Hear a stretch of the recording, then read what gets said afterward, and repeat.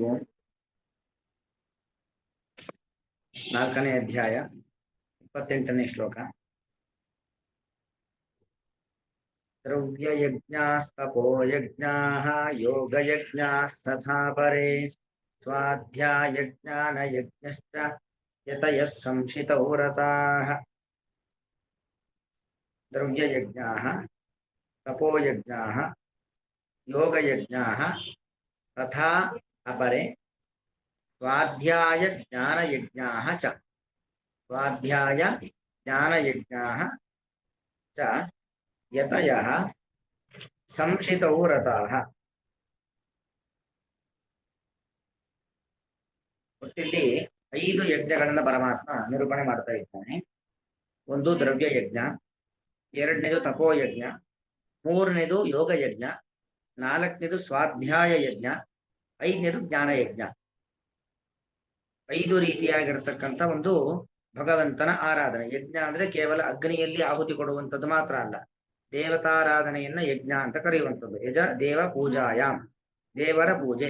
5 ರೀತಿಯಾಗಿರ್ತಕ್ಕಂಥ ಭಗವಂತನ ಆರಾಧನೆಯನ್ನ ಭಗವಂತ ಹೇಳ್ತಾ ಇದ್ದಾನೆ. ಅಂದ್ರೆ ಅಪರೇ ಅಂದ್ರೆ ಕೆಲವರು, ಎಲ್ಲರೂ ಎಲ್ಲವನ್ನು ಮಾಡೋದಿಲ್ಲ. ಒಬ್ಬೊಬ್ಬರು ಒಂದೊಂದು ರೀತಿಯಾಗಿರ್ತಕ್ಕಂಥ ಭಗವಂತನ ಆರಾಧನೆಯನ್ನು ಮಾಡ್ತಾರೆ. ಕೆಲವರು ದ್ರವ್ಯ ಯಜ್ಞ ಮಾಡ್ತಾರೆ, ಕೆಲವರು ತಪೋಯಜ್ಞ ಮಾಡ್ತಾರೆ, ಕೆಲವರು ಯೋಗ ಯಜ್ಞ ಮಾಡ್ತಾರೆ, ಕೆಲವರು ಸ್ವಾಧ್ಯಾಯ ಯಜ್ಞ ಮಾಡ್ತಾರೆ, ಇನ್ನು ಕೆಲವರು ಜ್ಞಾನ ಯಜ್ಞವನ್ನ ಮಾಡ್ತಾರೆ. ಯಾಕೆ ಮಾಡ್ತಾರೆ? ಅವರು ಅಪರರು. ಅಪರ ಅಂದ್ರೆ ಕೆಲವರು ಅಂತ ಒಂದರ್ಥ ಆದ್ರೆ ಅಂದ್ರೆ ಅಕಾರವಾಚಿಯಾದ ಭಗವಂತ, ಅವನೇ ಪರ. ಪರ ಅಂದ್ರೆ ಪರತತ್ವ, ಭಗವಂತನೇ ಪರತತ್ವ ಎಂಬತಕ್ಕಂಥ ತತ್ವವನ್ನು ತಿಳಿದವರು ಅಪರರು. ಹೀಗೆ ಇವರೆಲ್ಲರೂ ಕೂಡ ಈ ಎಲ್ಲ ಯಜ್ಞಗಳನ್ನ ಮಾಡ್ತಾರೆ. ಅದು ಒಂದೊಂದೇ ಯಜ್ಞ ನೋಡ್ತಾ ಹೋದ್ರೆ, ಮೊದಲನೇದು ದ್ರವ್ಯ ಯಜ್ಞ. ದ್ರವ್ಯ ಅಂದ್ರೆ ಏನು? ದೇವರು ನಮ್ಮ ಕೈಯಲ್ಲಿ ಕೊಟ್ಟಿರತಕ್ಕಂಥ ಸಂಪತ್ತನ್ನೇ ದ್ರವ್ಯ ಅಂತ ಕರೆಯುವುದು. ಅದು ನಮ್ಮಲ್ಲಿ ಹಣ ಇರಬಹುದು, ಬಂಗಾರ ಇರಬಹುದು, ಸ್ಥಳಾವಕಾಶ, ಭೂಮಿ ಮೊದಲಾದವುದಿರಬಹುದು, ಮತ್ತು ಬೇರೆ ಬೇರೆ ರೀತಿಯಾಗಿರ್ತಕ್ಕಂತಹ ಬೇಕಾದಷ್ಟು ಸಮೃದ್ಧವಾಗಿ ತಿನ್ನಲಿಕ್ಕೆ ಬೇಕಾದಷ್ಟು ಆಹಾರಗಳಿರಬಹುದು. ಹೀಗೆ ದೇವರು ನಮಗೆ ಅನೇಕ ರೀತಿಯಾಗಿರ್ತಕ್ಕಂತಹ ಅಶನ ವಸನಾದಿಗಳೆಲ್ಲವನ್ನು ಕೂಡ ಕೊಟ್ಟು ನಮ್ಮನ್ನ ಸಂರಕ್ಷಣೆ ಮಾಡಿದ್ದಾನೆ.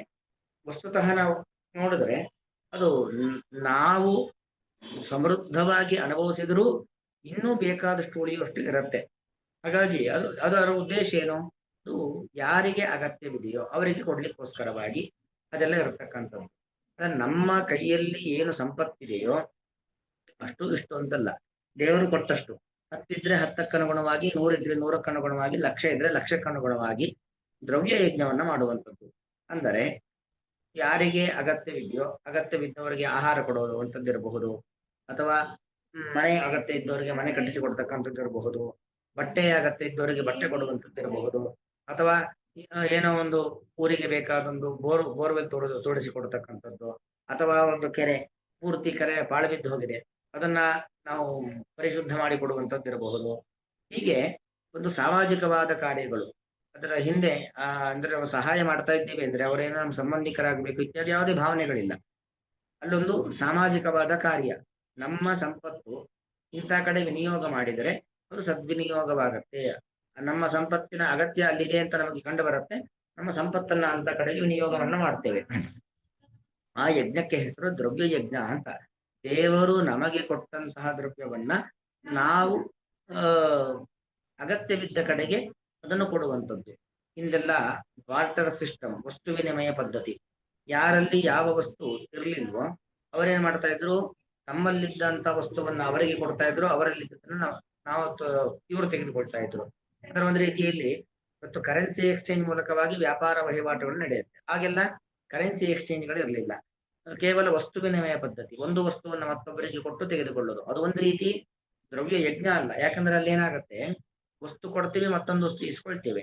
ಆದ್ರೆ ಯಜ್ಞ ಅಂತ ಆಗ್ಬೇಕಾದ್ರೆ ನಾವು ಅವರಿಗೆ ಕೊಡುವಂಥದ್ದು. ಇದು ಇದಂ ನಮಃ, ಇದು ನನಗೆ, ಇದು ನನ್ನದಲ್ಲ, ಇದು ದೇವರ ಪೂಜೆ ಅಂತಕ್ಕಂಥ ಭಾವನೆಯಿಂದಾಗಿ ಈ ಒಂದು ವಸ್ತುವನ್ನ ನಿನಗೆ ಕೊಡ್ತಾ ಇದ್ದೇನೆ ಅಂತಕ್ಕಂಥ ಭಾವನೆಯಿಂದಾಗಿ ನಮ್ಮಲ್ಲಿ ಇದ್ದದ್ದನ್ನ ಮತ್ತೊಬ್ಬರಿಗೆ ಕೊಡ್ತಕ್ಕಂಥದ್ದು.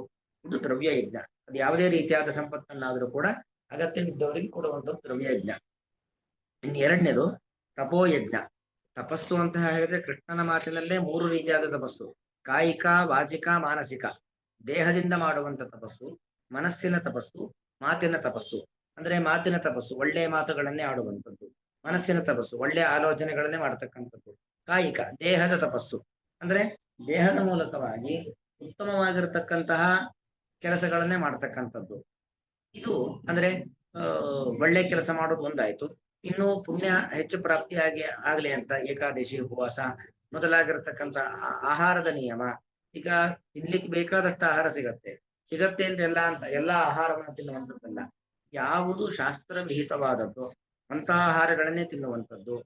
ಹೀಗೆ ಆ ತಪೋಯಜ್ಞ, ನಾನು ಅತಿಥಿ ಸತ್ಕಾರವನ್ನ ಮಾಡೇ ಊಟವನ್ನ ಮಾಡ್ತೇವೆ ಅಂತಕ್ಕಂಥ ಒಂದು ತಪಸ್ಸು ಇರಬಹುದು. ಅಥವಾ ಪ್ರತಿನಿತ್ಯವೂ ಕೂಡ ದೇವರಿಗೆ ನೈವೇದ್ಯ ಮಾಡಿರ್ತಕ್ಕಂಥ ಅನ್ನವನ್ನೇ ಊಟ ಮಾಡ್ತೇನೆ ಅಂತಕ್ಕಂಥ ತಪಸ್ಸು. ಬೇರೆ ಯಾವುದೇ ರೀತಿಯಾಗಿರ್ತಕ್ಕಂಥ ವಸ್ತುಗಳನ್ನು ತಿನ್ನೋದಂದ್ರೆ ಇದೆಲ್ಲ ಹೇಗಂದ್ರೆ ಸಂಶಿತ ವ್ರತ, ಅದು ಎಲ್ಲದಕ್ಕೂ ವಿಶೇಷಣ. ಯತಯಃ ಸಂಶಿತ ವ್ರತ, ಯತಯಃ ಮತ್ತು ಸಂಶಿತ ವ್ರತ ಎರಡೂ ಗುಣವನ್ನ ನಮ್ಮಲ್ಲಿ ಇಟ್ಟುಕೊಂಡು ಯಜ್ಞಗಳನ್ನ ಮಾಡತಕ್ಕಂಥದ್ದು. ಯತಯಃ ಅಂತ ಹೇಳಿದ್ರೆ ಯತಿ ಪ್ರಯತ್ನೆ, ಅಂದ್ರೆ ನಿರಂತರ ಪ್ರಯತ್ನಶೀಲರಾಗಿ, ಯಾವತ್ತೋ ಒಂದಿನ ಏನೋ ಮನ್ಸಿಗೆ ಬಂತು ಅಂತ ಮಾಡೋದಲ್ಲ, ನಿರಂತರತೆ ಬೇಕು. ಇದೆಲ್ಲ ಯಾವುದೇ ಸತ್ಕರ್ಮಗಳನ್ನ ಮಾಡಬೇಕಾದ್ರೂ ಕೂಡ ನಿರಂತರತೆ. ಯಾವುದೋ ಮನ್ಸಿಗೆ ಬಂದಂಗೆ ಮಾಡೋದು, ಮತ್ತೊಮ್ಮೆ ಅದನ್ನ ತಿರಸ್ಕಾರದಿಂದ ಕಾಣ್ತಕ್ಕಂಥದ್ದು, ಇದ್ಯಾವುದು ಕೂಡ ಆಗೋದಿಲ್ಲ. ನಿರಂತರವಾಗಿ ಸತ್ಕರ್ಮಗಳನ್ನ, ಉದಾಹರಣೆಗೆ ತಪೋಯಜ್ಞ ಅಂತ ತೆಗೆದುಕೊಂಡ್ರೆ ಅದು ನಾವು ಕಾಯಿಕ, ವಾಚಿಕ, ಮಾನಸಿಕವಾಗಿರತಕ್ಕಂತಹ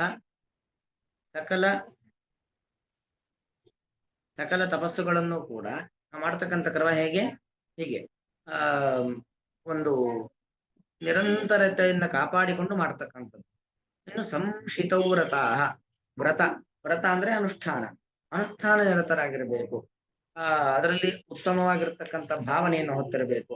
ಅಂದ್ರೆ ವ್ರತ ಅಂದ್ರೇನು, ಬಿಡದೆ ಅದನ್ನ ಪರಿಪಾಲನೆ ಮಾಡ್ಕೊಂಡು ಹೋಗ್ತಕ್ಕಂಥದ್ದು. ಏನೋ ಹಿಡಿದೀವಿ ಅಂದ್ರೆ ಅದಕ್ಕೆ ವ್ರತ ಅಂತ ಕರೆಯೋದಲ್ವಾ. ನಿರಂತರವಾಗಿ ಮಾಡ್ತಾ ಹೋಗ್ಬೇಕು. ಸಂಶಿತ ವ್ರತ, ಚೆನ್ನಾಗಿ ಶಿತರಾಗಿ, ಶಿತ ಅಂದ್ರೆ ಈ ಸಾಣೆ ಹಿಡಿಯೋದು ಅಂತಾರಲ್ಲ ಹಾಗೆ, ಅಷ್ಟು ಪರಿಪಕ್ವತೆ ಬರಬೇಕು. ನಮ್ಮ ಮನಸ್ಸಿನಲ್ಲಿ ಆ ಚಂಚಲತೆ ಎಂಬುದಿರಬಾರದು. ನಮ್ಮ ಮನಸ್ಸಿನಲ್ಲಿ ಇದ್ದಂತ ಚಂಚಲತೆ, ಇದರಿಂದ ನನಗೆ ಒಳ್ಳೇದಾಗತ್ತೋ ಇಲ್ವೋ ಎಂಬತಕ್ಕಂಥ ಒಂದು ಗೊಂದಲ, ಅದೆಲ್ಲವನ್ನು ಕೂಡ ದೂರ ಇಟ್ಟು ಒಂದು ನಿಖರತೆ ಬೇಕು. ಆ ನಿಖರತೆಯನ್ನ ನಾವು ನಮ್ಮಲ್ಲಿ ಅಳವಡಿಸಿಕೊಂಡು ಮಾಡಬೇಕಾಗಿರತಕ್ಕಂಥದ್ದು ತಪೋ ಯಜ್ಞ. ಅದೆಲ್ಲ ಯಜ್ಞಕ್ಕೂ ಅಷ್ಟೇ, ದ್ರವ್ಯ ಯಜ್ಞ ಇರಬಹುದು. ಈ ಕೆಲಸ ಮಾಡೋದ್ರಿಂದ ಅಯ್ಯೋ ನಾನು ನನ್ನಲ್ಲಿದ್ದ ಸಂಪತ್ತನ್ನ ಮತ್ತೊಬ್ಬರಿಗೆ ಕೊಡ್ತಾ ಇದ್ದೇನೆ, ನಾನ್ ಪೂರ್ತಿ ಲಾಸ್ ಆಗ್ಬಿಡ್ತೇನೆ ಏನೋ, ಇದರಿಂದ ನನಗೆ ಕೆಟ್ಟದ್ದಾಗುತ್ತೋ ಏನೋ, ಈ ತರ ಭಾವನೆ ಇರಬಾರ್ದು. ನಾವು ಮಾಡ್ತಾ ಇರುವಂತದ್ದು ಒಳ್ಳೆ ಕೆಲಸ ಮಾಡ್ತಾ ಇದ್ದೀವಿ ಅಂತಾದ್ರೆ ಅದರಿಂದ ನಮ್ಗೆ ಒಳ್ಳೇದಾಗೇ ಆಗತ್ತೆ. ಆ ಒಂದು ನಂಬಿಕೆ, ಆ ಒಂದು ಪರಿಪಕ್ವತೆ, ಸಂಶಿತ, ಆ ಒಂದು ಪರಿಪಕ್ವತೆಯನ್ನು ಇಟ್ಟುಕೊಂಡು ನಾವು ಆ ಯಜ್ಞಾನುಷ್ಠಾನವನ್ನು ಮಾಡ್ತಕ್ಕಂಥ ದ್ರವ್ಯ ಯಜ್ಞ, ತಪೋಯಜ್ಞ, ಇನ್ನು ಯೋಗ ಯಜ್ಞ. ಇನ್ನು ಯೋಗ ಅಂತ ಹೇಳಿದ್ರೆ ಸಮತ್ವಂ ಯೋಗ ಉಚ್ಯತೆ ಅಂತ ಕೃಷ್ಣನ ಮಾತು. ಸಮತ್ವ ಅಂದ್ರೆ ಸಮಾನತೆ. ಅಂದ್ರೇನು, ಸುಖ ಬರಬಹುದು, ದುಃಖ ಬರಬಹುದು, ಲಾಭ ಬರಬಹುದು, ನಷ್ಟ ಬರಬಹುದು, ಅವಮಾನ ಆಗ್ಬಹುದು, ಸನ್ಮಾನ ಆಗ್ಬಹುದು. ಯಾವುದೇ ಸಂದರ್ಭದಲ್ಲಿ ನಮಗೆ ಬೇಕಾದದ್ದು ಬಂದಾಗ ಹಿಗ್ಗಬಾರದು, ಬೇಡದೇ ಇದ್ದದ್ದು ಬಂದಾಗ ಕುಗ್ಗಬಾರದು. ಹಾಗೆ ಸಮಾನವಾದ ಒಂದು ಮನಸ್ಥಿತಿಯನ್ನು ಇಟ್ಟುಕೊಳ್ಳುವಂಥದ್ದು. ಹೀಗೆ ಈ ಸಮಾನತೆ ಎಂಬತಕ್ಕಂಥ ಒಂದು ಯಜ್ಞ, ಮನಸ್ಸನ್ನ ಸಮಸ್ಥಿತಿಯಲ್ಲಿ ಇಟ್ಟುಕೊಳ್ಬೇಕು. ಆ ರೀತಿಯಾಗಿರ್ತಕ್ಕಂಥ ಒಂದು ಯಜ್ಞವನ್ನ ನಾವು ಮಾಡಬೇಕಾಗಿರ್ತಕ್ಕಂಥದ್ದು. ಅದು ನಮ್ಮ ಕರ್ಮಯೋಗ, ನಾವು ಮಾಡುವಂತ ಕೆಲಸ, ಅಥವಾ ನಾವು ಭಗವಂತನಲ್ಲೇ ಮಾಡತಕ್ಕಂಥ ಭಕ್ತಿ ಯೋಗ, ಅಥವಾ ನಾವು ದೇವರ ಬಗ್ಗೆ ಸಂಪಾದನೆ ಮಾಡತಕ್ಕಂಥ ಜ್ಞಾನ ಇರಬಹುದು, ಜ್ಞಾನ ಯೋಗ, ಅಥವಾ ಅಷ್ಟಾಂಗ ಯೋಗ, ಯಮ, ನಿಯಮ, ಆಸನ, ಪ್ರಾಣಾಯಾಮ, ಪ್ರತ್ಯಾಹಾರ, ಧ್ಯಾನ, ಧಾರಣ, ಸಮಾಧಿ, ಇದೆಲ್ಲ ಯೋಗ ಯಜ್ಞ. ಯಾವುದೇ ಯಜ್ಞವಾದರೂ ಕೂಡ ಅದನ್ನು ನಾವು ಯತಿಗಳಾಗಿ ಅಂದ್ರೆ ನಿರಂತರ ಪ್ರಯತ್ನಶೀಲರಾಗಿ ಅದರ ಮೇಲೆ ನಂಬಿಕೆಯನ್ನ ಇಟ್ಟು ಇದರಿಂದ ನನಗೆ ಒಳ್ಳೇದಾಗಿ ಆಗತ್ತೆ ಅಲ್ವಾ. ಯಾವುದೇ ಒಂದು ಕೆಲಸಕ್ಕೆ ನಾವು ಕೈ ಹಾಕಿದ್ರು ಕೂಡ, ಕೆಟ್ಟ ಕೆಲಸ ಅಲ್ಲ, ಒಳ್ಳೆ ಕೆಲಸಕ್ಕೆ, ಯಾವುದೇ ಒಂದು ಒಳ್ಳೆ ಕೆಲಸ ಕೈ ಹಾಕಿದ್ರು ಕೂಡ ಅದನ್ನು ನಮಗೆ ಒಳ್ಳೇದಾಗಿ ಆಗತ್ತೆ ಅಂತಕ್ಕಂಥ ಭಾವನೆಯನ್ನು ಇಟ್ಟುಕೊಂಡು ಮಾಡಬೇಕಾದದ್ದು. ಈಗ ಯೋಗ ಯಜ್ಞ ತಥಾ ಅಂದ್ರೆ ಹಾಗೆ ಅಂತ ಅರ್ಥ. ಅಪರೇ ಆಗ್ಲೇ ಅರ್ಥ ಹೇಳಿದೆ. ಆ ಅಕಾರವಾಚಿಯಾದ ಭಗವಂತನೇ ಪರತತ್ವ ಎಂಬ ಜ್ಞಾನವನ್ನು ಹೊಂದಿರತಕ್ಕಂಥ ವ್ಯಕ್ತಿಗಳು. ನೀವು ಸ್ವಾಧ್ಯಾಯ ಯಜ್ಞ, ಜ್ಞಾನ ಯಜ್ಞ. ಸ್ವಾಧ್ಯಾಯ ಯಜ್ಞ ಅಂದ್ರೆ ಅಂದ್ರೆ ಸ್ವತಂತ್ರನಾಗಿರ್ತಕ್ಕಂಥ ಭಗವಂತ, ಅವನ ಬಗ್ಗೆ ಅಧ್ಯಯನವನ್ನ ಮಾಡತಕ್ಕಂಥದ್ದು ಸ್ವಾಧ್ಯಾಯ ಯಜ್ಞ. ಸ್ವತಂತ್ರನಾದ ಭಗವಂತನ ಬಗ್ಗೆ ಮಾಡುವಂತಹ ಅಧ್ಯಯನವೇ ಸ್ವಾಧ್ಯಾಯ ಯಜ್ಞ. ಅಂದ್ರೆ ರಾಮಾಯಣ, ಮಹಾಭಾರತ, ಉಪನಿಷತ್ತು ಎಲ್ಲದರ ಬಗ್ಗೆ ಇದೆಲ್ಲವನ್ನು ಅಧ್ಯಯನ ಮಾಡ್ತಾ ಹೋಗ್ಬೋದು. ಒಂದಾದ್ಮೇಲೊಂದು ನಿರಂತರವಾದ ಒಂದು ಅಧ್ಯಯನಶೀಲತೆ. ಏನೋ ಒಂಚೂರು ನಾವು ಯಾವುದೋ ಒಂಚೂರು ಒಂದೆರಡು ಶ್ಲೋಕಕ್ಕೆ ಅರ್ಥ ಕಲ್ತ್ಕೊಂಡಿದ್ದೀವಿ ಅಂತ ಬಿಟ್ಟು ಬಿಡೋದಂತಲ್ಲ, ನಿರಂತರವಾಗಿ ಆ ಸ್ವತಂತ್ರನಾಗಿರ್ತಕ್ಕಂಥ ಭಗವಂತನನ್ನ ತಿಳಿಸಿಕೊಡ್ತಕ್ಕಂಥ ಸಾವಿರಾರು ಗ್ರಂಥಗಳಿದ್ದಾವೆ. ಎಲ್ಲವನ್ನು ಓದಿ ಮುಗಿಸ್ಲಿಕ್ಕೆ ಖಂಡಿತವಾಗಿ ಆಗದೆ ಹೋದರೂ ಕೂಡ ನಮ್ಮ ಸಾಮರ್ಥ್ಯ ನಮ್ಮ ಯೋಗ್ಯತೆಗೆ ಎಷ್ಟಾಗುತ್ತೋ ಅಷ್ಟನ್ನಂತೂ ನಿರಂತರವಾಗಿ ಅಧ್ಯಯನ ಮಾಡ್ತಾ ಮಾಡ್ತಾ ಮಾಡ್ತಾ ಹೋಗ್ಬೇಕು. ಇದು ಸ್ವಾಧ್ಯಾಯ ಯಜ್ಞ. ಇನ್ನು ಜ್ಞಾನ ಯಜ್ಞ. ಜ್ಞಾನ ಯಜ್ಞ ಅಂತ ಹೇಳಿದ್ರೆ ಸ್ವಾಧ್ಯಾಯ ಯಜ್ಞದ ಮೂಲಕವಾಗಿ ಆ ಭಗವಂತನ ತತ್ವಜ್ಞಾನವನ್ನ ಪಡೆಯೋದು. ಆ ಪಡೆಯುವಿಕೆಯನ್ನು ನಿರಂತರವಾಗಿ ಮೊದಲು ನಮಗೆ ಪರೋಕ್ಷ ಜ್ಞಾನ ಬರುತ್ತೆ. ಪರೋಕ್ಷ ಜ್ಞಾನ ಬಂದ ನಂತರದಲ್ಲಿ ಅಪರೋಕ್ಷ ಜ್ಞಾನ, ದೇವರನ್ನ ಕಾಣುವ ಇನ್ನೊಂದು ಹಂತ. ಮೊದಲು ಶಾಸ್ತ್ರದ ಮೂಲಕವಾಗಿ ದೇವರನ್ನ ಕಾಣುತ್ತೇವೆ, ಆಮೇಲೆ ಶಾಸ್ತ್ರ ತಿಳಿಸಿಕೊಟ್ಟ ಮಾರ್ಗದಂತೆ ನಾವೇ ನಮ್ಮ ಸ್ವಂತ ಕಣ್ಣಿನ ಮೂಲಕವಾಗಿ ಕಾಣುತ್ತೇವೆ. ಅಂದ್ರೆ ಕಣ್ಣು ಅಂದ್ರೆ ಈಗ ಏನು ನಮ್ಗೆ ಕಣ್ಣಿಗೆ ಕಾಣುತ್ತೆ ಆ ಕಣ್ಣಲ್ಲ, ಒಳಗಣ್ಣು ಸ್ವರೂಪೇಂದ್ರಿಯದ ಮೂಲಕವಾಗಿ ಭಗವಂತನ ಕಾಣ್ತೇವೆ. ಈ ರೀತಿಯಲ್ಲಿ ನಿರಂತರವಾಗಿ ಸಾಧನಾ ಮಾರ್ಗದಲ್ಲಿ ಇರತಕ್ಕಂಥದ್ದು. ಅದೆಲ್ಲ ಈ ಯಜ್ಞಗಳು, ಯಜ್ಞ ಅಂತ ಯಾವಾಗ ಕರೆಸ್ಕೊಳ್ಳುತ್ತೆ ಅಂತ ಹೇಳಿದ್ರೆ ನಾವು ಯತಿಗಳಾಗಿ ಮತ್ತು ಸಂಶಿತ ವ್ರತರಾಗಿ ಈ ಕೆಲಸ ಮಾಡ್ಬೇಕು. ಆಗ ಇದೆಲ್ಲೂ ಕೂಡ ಯಜ್ಞ ಅಂತ ಕರೆಸಿಕೊಳ್ಳುತ್ತೆ. ಏನೋ ಒಬ್ಬರಿಗೆ ನಾವು ಹೌದು ಯಾರಿಗೂ ಏನೋ ಕೊಟ್ವಿ, ಕೊಡುವಾಗ ನಮ್ಮ ಸಂಪತ್ತಿನ ಅಹಂಕಾರ ಮದದಿಂದ ಕೊಟ್ರೆ, ಯಾರೋ ಮನೆ ಬಾಗಿಲಿಗೆ ಹಸಿವು ಅಂತ ಬಂದ್ರು, ಏನೋ ಬಟ್ಟೆ ಇಲ್ಲ ಸಹಾಯ ಮಾಡಿ ಬಟ್ಟೆ ಕೊಡಿ ಅಂತ ಬಂದ್ರು, ಅಥವಾ ಏನೋ ನಮ್ಮ ಮಗಳಿಗೆ ಫೀಸ್ ಕಟ್ಲಿಕ್ಕೆ ಸ್ವಲ್ಪ ದುಡ್ಡು ಬೇಕು ದುಡ್ಡು ಕೊಡಿ ಅಂತ ಬಂತು, ಕೊಡ್ತೀವಿ ನಾವು. ಆ ಕೊಡುವಾಗ ಒಂದು ವಿನಯತೆ ಇಲ್ಲ, ಅಥವಾ ಕೊಡುವಾಗ ಒಂದು ಭಾವನೆ ಇಲ್ಲ. ನಾವು ಇದು ಈ ಒಂದು ವಸ್ತುವನ್ನೇನ್ ಕೊಡ್ತಾ ಇದ್ದೇವೆ, ಇದೊಂದು ದೇವತಾರಾಧನೆ ಎಂಬ ಭಾವನೆ ಇಲ್ಲದೆ ಕೊಡೋದಿದೆಯಲ್ಲ, ಅದು ಯಜ್ಞ ಅಂತ ಕರೆಸ್ಕೊಳ್ಳೋದಿಲ್ಲ. ನಾವು ಕಷ್ಟದಲ್ಲಿದ್ದವರಿಗೆ ಸಹಾಯ ಮಾಡಬಹುದು, ಅಥವಾ ಯಾವುದೇ ರೀತಿಯಾದ ದಾನ ಧರ್ಮಗಳನ್ನು ಮಾಡುವುದಿರಬಹುದು, ಅಥವಾ ಯಾವುದೇ ಒಂದು ಸಂಘ ಸಂಸ್ಥೆಗಳಿಗೆ ನಾವು ದಾನವನ್ನ ಮಾಡುವಂತದ್ದಿರಬಹುದು, ವ್ಯಕ್ತಿಗೆ ದಾನ ಕೊಡುವುದಿರಬಹುದು. ಎಲ್ಲದರ ಹಿಂದೆಯೂ ಕೂಡ ಒಂದು ವಿನಯ ಇರಬೇಕು, ಮತ್ತೊಂದು ಭಾವನೆ, ಭಾವಗ್ರಾಹಿ ಜನಾರ್ದನ ಅಂತ ಆ ಭಾವನೆ ಬೇಕು. ಅಂದ್ರೆ ನಾವು ಇದನ್ನ ದೇವರ ಪೂಜೆ ಎಂಬತಕ್ಕಂಥ ಭಾವನೆಯಿಂದ ಕೊಡ್ತಾ ಇದ್ದೇವೆ ಹೊರತು ನನ್ನ ದೊಡ್ಡಸ್ತಿಕೆ ಪ್ರದರ್ಶನವನ್ನ ಮಾಡ್ಲಿಕ್ಕೋಸ್ಕರವಾಗಿ, ನನ್ನ ಸಂಪತ್ತಿನ ಪ್ರದರ್ಶನ ಮಾಡ್ಲಿಕ್ಕೋಸ್ಕರವಾಗಿ ನಾನು ಕೊಡ್ತಾ ಇರ್ತಕ್ಕಂಥದ್ದಲ್ಲ. ಈ ಭಾವನೆ ಬೇಕು. ಹೀಗೆ ಯತಿಗಳಾಗಿ, ಯತಿ ಅಂದ್ರೆ ನಿರಂತರವಾದ ಅಧ್ಯಾತ್ಮದ ಮಾರ್ಗದಲ್ಲಿ ನಿರಂತರ ಪ್ರಯತ್ನಶೀಲರಾಗಿರಬೇಕು. ಸಂಶಿತೌರತಃ, ಸಂಶಿತ, ತಾನು ಯಾವ ದಾರಿಯನ್ನ ಹಿಡಿದಿದ್ದೇವೋ ಅದರಲ್ಲಿ ಗಟ್ಟಿಯಾದ ಸಂಕಲ್ಪ.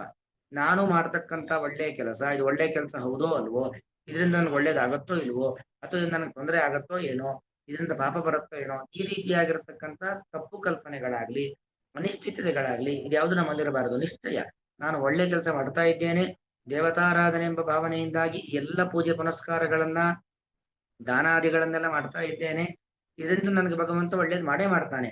ರಕ್ಷತಿ ಇತ್ಯೇವ ವಿಶ್ವಾಸ ಅಂತ, ದೇವರು ನಮ್ಮನ್ನ ಕಾಪಾಡ್ತಾನೆ ಅಂತಕ್ಕಂಥ ಭಾವನೆ. ಹಾಗೆ ಯತಯ, ಪ್ರಯತ್ನಶೀಲರಾದ, ಸಂಶಿತೌರತಾಹ, ಕಠಿಣ ವ್ರತಾನುಷ್ಠಾನ ನಿರತರಾದ. ಅಂದ್ರೆ ನಮ್ಮ ವ್ರತಾನುಷ್ಠಾನಗಳು ಕಾಯಿಕವಾದ, ಮಾನಸಿಕವಾದ, ವಾಚಿಕವಾದ ಎಲ್ಲ ಅನುಷ್ಠಾನಗಳಿರಬಹುದು, ಅಥವಾ ಏಕಾದಶಿ ಮೊದಲಾಗಿರ್ತಕ್ಕಂಥ ಉಪವಾಸಾದಿಗಳಿರಬಹುದು, ಆಹಾರದ ನಿಯಮ, ಹೀಗೆ ಎಲ್ಲದರಲ್ಲೂ ಕೂಡ ಒಂದು ನಿಯಮ ಅಂತ ಬೇಕು ಅಲ್ವಾ. ದೇವರು ನಮಗೆ ಸುಖ ಸಾಮಗ್ರಿಗಳನ್ನ ಬೇಕಾದಷ್ಟು ಕೊಟ್ಟಿದ್ದಾನೆ. ಆ ಸುಖ ಸಾಮಗ್ರಿಗಳನ್ನ ಅನುಭವಿಸ್ಲಿಕ್ಕೂ ಕೂಡ ಒಂದು ರೀತಿಯಾಗಿರ್ತಕ್ಕಂಥ ಚೌಕಟ್ಟು, ನಿಯಮ, ಅದನ್ನು ಹಾಕೊಂಡು ನಾವು ಜೀವನ ನಡೆಸಿಕೊಳ್ತಕ್ಕಂಥದ್ದು. ಅತಿಯಾದರೆ ಅಮೃತವೂ ವಿಷ ಅಂತ.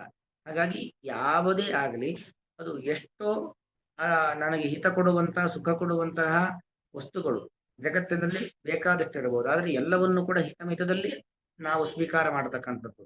ಅದು ಆಹಾರ ಇರಬಹುದು, ಯಾವುದೇ ಇರಬಹುದು. ಇದೆಲ್ಲವೂ ಕೂಡ ವ್ರತದಲ್ಲಿ ಬರುವಂಥದ್ದು. ನಿಯಮ, ವ್ರತ ಅಂದ್ರೆ ನಿಯಮ ಅಂತ ಅರ್ಥ. ನಾವು ಪ್ರತಿಯೊಂದಕ್ಕೂ ಆಡುವ ಮಾತು, ತಿನ್ನುವ ಅನ್ನ, ನಮ್ಮ ಜೀವನ ಪದ್ಧತಿ ಪ್ರತಿಯೊಂದಲ್ಲೂ ಒಂದು ನಿಯಮಿತವಾಗಿ ಬದುಕಬೇಕು, ನಿಯಮವನ್ನು ಹಾಕೊಂಡು ಬದುಕಬೇಕು. ಯಾವಾಗ್ಲೂ ಮಲಗ್ತೀವಿ, ಯಾವಾಗ್ಲೂ ಹೇಳ್ತೀವಿ, ಬೇಕಾದ ತಿಂತೀವಿ, ಹೀಗೆ ಯಾವುದಕ್ಕೂ ಒಂದು ಸಮಯ ಅಂತಿಲ್ಲ. ಏನು ಇಲ್ಲದೆ ಹೋದ್ರೆ ಅದು ಪ್ರಾಣಿಗಳ ಜೀವನ ಆಗತ್ತೆ. ಪ್ರಾಣಿಗಳು ತಿನ್ನೋದೇ ಅವುಗಳ ಜೀವನ ಅಲ್ವಾ. ಆಯಾಸ ಆಯ್ತಾ ಮಲಗ್ತವೆ, ಎಚ್ಚರ ಆಗ್ತಾ ತಿಂತಾವೆ. ಈ ತರ ನಮ್ಮ ಜೀವನ ಆಗೋಗ್ಬಿಡತ್ತೆ. ಆದ್ರೆ ಹಾಗಾಗಬಾರದು. ಸಂಶಿತ ವ್ರತ, ಚೆನ್ನಾಗಿ ದೃಢವಾದ ಸಂಕಲ್ಪವನ್ನ ಇಟ್ಟುಕೊಂಡು ಆ ನಿಯಮಾದಿಗಳನ್ನ, ಆ ನೀತಿ ನಿಯಮಗಳನ್ನ, ಯಾಕಂದ್ರೆ ಬ್ರಾಹ್ಮಣಸ್ಯ ಚ ದೇಹೋಯಂ ಕ್ಷುದ್ರಕಾಮಾಯನೇಶತೆ, ಈ ದೇಹ ಏನಿದೆ ಅದು ಕೇವಲ ಕ್ಷುದ್ರ ಕಾಮನೆಗಳನ್ನ, ಎಷ್ಟು ಬೇಕಾದ್ರೂ ಸುಖ ಸಾಮಗ್ರಿಗಳನ್ನ ಅನುಭವಿಸ್ಬೋದು ಇವತ್ತಿನ ಜಗತ್ತಿನಲ್ಲಿ ಈ ದೇಹವನ್ನ ಬಳಸ್ಕೊಂಡು, ನಮ್ಮ ಸಂಪತ್ತನ್ನ ಬಳಸಿಕೊಂಡು. ಆದ್ರೆ ಹಾಗೆ ಕ್ಷುದ್ರ ಕಾಮನೆಗಳನ್ನ, ತುಚ್ಛವಾದ ಪದಾರ್ಥಗಳನ್ನ ಅನುಭವಿಸ್ಲಿಕ್ಕೋಸ್ಕರವಾಗಿ ದೇಹವನ್ನ ಬಳಸಿಕೊಳ್ತಕ್ಕಂಥದ್ದಲ್ಲ. ನಾನು ಏನನ್ನ ಅನುಭವಿಸ್ಲಿಕ್ಕೆ, ಉಪಯೋಗಿಸ್ಲಿಕ್ಕೆ, ಖುಷಿ ಪಡ್ಲಿಕ್ಕೆ ದೇವರು ನನಗೆ ಅವಕಾಶ ಅಂತ ಕೊಟ್ಟಿದ್ದಾನೋ ಅದನ್ನು ಮಾತ್ರ ಉಪಯೋಗಿಸುವಂಥದ್ದು, ಅದರಿಂದ ಮಾತ್ರ ಖುಷಿ ಪಡ್ತಕ್ಕಂಥದ್ದು ಹೊರತು ಆ ಮಿತಿಯನ್ನ ಮೀರಿ ನಾವು ಯಾವುದೇ ರೀತಿಯಾಗಿರ್ತಕ್ಕಂತಹ ಸುಖ ಸಾಮಗ್ರಿಗಳನ್ನ ಭೋಗಿಸಬಾರದು. ಇದೆಲ್ಲ ವ್ರತದಲ್ಲಿ ಸೇರ್ತಕ್ಕಂಥದ್ದು. ಹೀಗೆ ಸಂಶಿತ ವ್ರತ, ಕಠಿಣ ವ್ರತಾನುಷ್ಠಾನ ನಿರತರಾದ ಅಪರೆ, ಇನ್ನೂ ಕೆಲವರು ಅಂತ ಒಂದರ್ಥ ಆದರೆ, ಇನ್ನೊಂದು ಅಕಾರವಾಚಿಯಾಗಿರ್ತಕ್ಕಂಥ ಭಗವಂತ ಅವನೇ ಪರತತ್ವ ಎಂಬ ಭಾವನೆಯನ್ನ ಹೊತ್ತಿರತಕ್ಕಂತಹ ಕೆಲವರು. ತಥಾ ಹಾಗೆಯೇ ವಿಷ್ಣು ಉಪಾಸನೆಗೆಂದು ದ್ರವ್ಯ ಯಜ್ಞಾ, ತಮ್ಮಲ್ಲಿ ಇರುವಂತಹ ಸಂಪತ್ತನ್ನು ಭಗವತ್ ಕಾರ್ಯಕ್ಕಾಗಿ ವಿನಿಯೋಗಿಸಿ ಭಗವಂತನನ್ನ ಪೂಜಿಸುವವರು. ನಮ್ಮಲ್ಲಿ ಏನೇನು ಸಂಪತ್ತಿದೆ ಆ ಸಂಪತ್ತು ಮೊದಲು ದೇವತಾ ಕಾರ್ಯಕ್ಕೋಸ್ಕರವಾಗಿ ವಿನಿಯೋಗವಾಗಬೇಕು ಅನ್ನೋ ಭಾವನೆ. ಹೀಗೆ ರೈತರೆಲ್ಲ ಸಾಮಾನ್ಯವಾಗಿ ಏನೇ ಮೊದಲು ಬೆಳೆ ಬರಲಿ, ತಮ್ಮ ಗ್ರಾಮ ದೇವತೆಗೋ ಕುಲದೇವರಿಗೋ ಮೊದಲು ತಗೊಂಡೋಗಿ ಅಲ್ಲಿಗೆ ಅರ್ಪಣೆ ಮಾಡ್ತಾರೆ. ರಾಗಿ ಬೆಳಿಬಹುದು, ಗೋಧಿ ಬೆಳಿಬಹುದು, ಅಕ್ಕಿ ಬೆಳಿಬಹುದು, ಏನೇ ಒಂದು ದವಸ ಧಾನ್ಯಗಳಾಗ್ಲಿ, ದೇವರು ಕೊಟ್ಟ ಸಂಪತ್ತು ತಮಗೆ ಉತ್ತಮವಾದ ಇಳುವರಿ ಬಂದಿದೆ, ಬೆಳೆ ಬಂದಿದೆ, ಆ ಬೆಳೆ ಮೊದಲೇನ್ ಮಾಡ್ತಾರೆ, ತಗೊಂಡೋಗಿ ಆಯಾಯ ಪ್ರಾಂತ್ಯಗಳಲ್ಲಿ ಇರ್ತಕ್ಕಂಥ ದೇವಾಲಯಗಳಿಗೆ ಅರ್ಪಣೆಯನ್ನು ಮಾಡ್ತಾರೆ ಅಲ್ವಾ. ಆಮೇಲೆ ತಾವು ಅನುಭವಿಸ್ತಾರೆ. ಹೀಗೆ ಏನು ದೇವರು ಕೊಡ್ತಾನೋ ಆ ಕೊಟ್ಟದ್ದನ್ನ ಅದರಲ್ಲಿ ಕೆಲವೊಂದಿಷ್ಟು ಅಂಶವನ್ನ ನೆನ್ನೆ ಹೇಳಿದಂತೆ ಕನಿಷ್ಠ ಒಂದು 20 ಭಾಗವನ್ನಾದರೂ ಕೂಡ ಧರ್ಮ ಕಾರ್ಯಕ್ಕೋಸ್ಕರವಾಗಿ ವಿನಿಯೋಗ ಮಾಡಬೇಕು. ಹೀಗೆ ದ್ರವ್ಯ ಯಜ್ಞ, ಸಂಪತ್ತನ್ನು ಭಗವತ್ ಕಾರ್ಯಕ್ಕಾಗಿ ವಿನಿಯೋಗಿಸಿ ಮಾಡುವಂತ ಭಗವಂತನ ಆರಾಧನೆ. ಅಪರೆ, ಮತ್ತೆ ಕೆಲವರು ತಥಾ ಹಾಗೆ ಅಂದ್ರೆ ಭಗವಂತನ ಆರಾಧನೆಗೆಂದು, ಭಗವಂತನ ಉಪಾಸನೆಗೆಂದು ತಪೋಯಜ್ಞ, ಉಪಾಸನಾದಿಗಳಿಂದ ಭಗವಂತನನ್ನು ಆರಾಧಿಸುವವರು. ಅಂದ್ರೆ ತಾವೇನೋ ಅನೇಕ ರೀತಿಯಾದ ಉಪಾಸನೆಗಳನ್ನು ಮಾಡುವುದು, ಧ್ಯಾನ ಮಾಡುವುದು, ಆಹಾರದ ನಿಯಮಾದಿಗಳ ಮೂಲಕವಾಗಿ, ಉಪವಾಸಾದಿಗಳ ಮೂಲಕವಾಗಿ ದೇಹವನ್ನ ದಂಡನೆ ಮಾಡತಕ್ಕಂಥ ತಪಸ್ಸು. ಅಪರೆ, ಮತ್ತೆ ಕೆಲವರು ಯೋಗಯಜ್ಞ, ಭಕ್ತಿ ಯೋಗಾದಿಗಳ ಮೂಲಕವಾಗಿ, ಜ್ಞಾನಯಜ್ಞ, ಭಕ್ತಿ ಯಜ್ಞ ಮೊದಲಾದ ಯಜ್ಞಗಳ ಮೂಲಕವಾಗಿ ಭಗವಂತನನ್ನ ಆರಾಧಿಸುವವರು. ಮತ್ತು ಸ್ವಾಧ್ಯಾಯ ಜ್ಞಾನಯಜ್ಞ, ಸ್ವಾಧ್ಯಾಯ ಯಜ್ಞ, ಜ್ಞಾನಯಜ್ಞ ಎರಡು ಸೇರ್ಕೊಂಡು ಸ್ವಾಧ್ಯಾಯ ಜ್ಞಾನಯಜ್ಞ ಒಂದೇ ಪದ. ಅಂದ್ರೆ ವೇದಾಧ್ಯಯನ, ಉಪನಿಷತ್ತಿನಗಳ ಅಧ್ಯಯನ, ರಾಮಾಯಣ ಮಹಾಭಾರತಾದಿಗಳ ಅಧ್ಯಯನ, ವೇದಾರ್ಥದ ಮನನ, ಅವುಗಳ ಮೂಲಕವಾಗಿ ದೇವರ ಬಗ್ಗೆ ತಿಳಿದುಕೊಳ್ಳುವುದು, ಇದೆಲ್ಲವೂ ಕೂಡ ಸ್ವಾಧ್ಯಾಯ ಜ್ಞಾನಯಜ್ಞ. ಹೀಗೆ ಯಜ್ಞಗಳನ್ನ ಮಾಡತಕ್ಕಂಥ ಭಕ್ತರು ಇದ್ದಾರೆ. ಎಲ್ಲಾ ಯಜ್ಞವನ್ನ ಮಾಡತಕ್ಕಂಥ ಭಕ್ತರು ಇದ್ದಾರೆ. ಕ್ರಿಯಾಪದ ಇಲ್ಲ. ಏವಂ ಭಕ್ತಾಹ ಸಂತಿ, ಈ ರೀತಿಯಾಗಿರ್ತಕ್ಕಂಥ ಭಕ್ತರು ಇದ್ದಾರೆ. ಅಥವಾ ಏವಂ ಯಜ್ಞಂ ಕುರುವಂತಿ, ಈ ರೀತಿಯಲ್ಲಿ ಯಜ್ಞಗಳನ್ನ ಮಾಡುತ್ತಾರೆ. ಯಜ್ಞ ಮಾಡೋದು ಯಾರು? ಯಾರು ಅಪರರು, ಅಕಾರವಾಚಿಯಾದಂತ ಭಗವಂತ, ಅಕಾರಕ್ಕೆ ಭಗವಂತ ಅಂತ ಅರ್ಥ, ಅವನೇ ಪರತತ್ವ ಅಂತ ಯಾರು ನಂಬಿದ್ದಾರೋ ಅವರು ಇಂತಹ ಯಜ್ಞಗಳನ್ನು ಮಾಡುತ್ತಾರೆ. ದ್ರವ್ಯ ಯಜ್ಞಾಸ್ತಪೋ ಯಜ್ಞಾಃ ಯೋಗ ಯಜ್ಞಾಸ್ತಥಾ ಪರೇ ಸ್ವಾಧ್ಯಾಯ ಜ್ಞಾನ ಯಜ್ಞಾಶ್ಚ ಯತಯಃ ಸಂಶಿತೋ ವ್ರತಾಃ. ಶ್ರೀಕೃಷ್ಣಾರ್ಪಣ.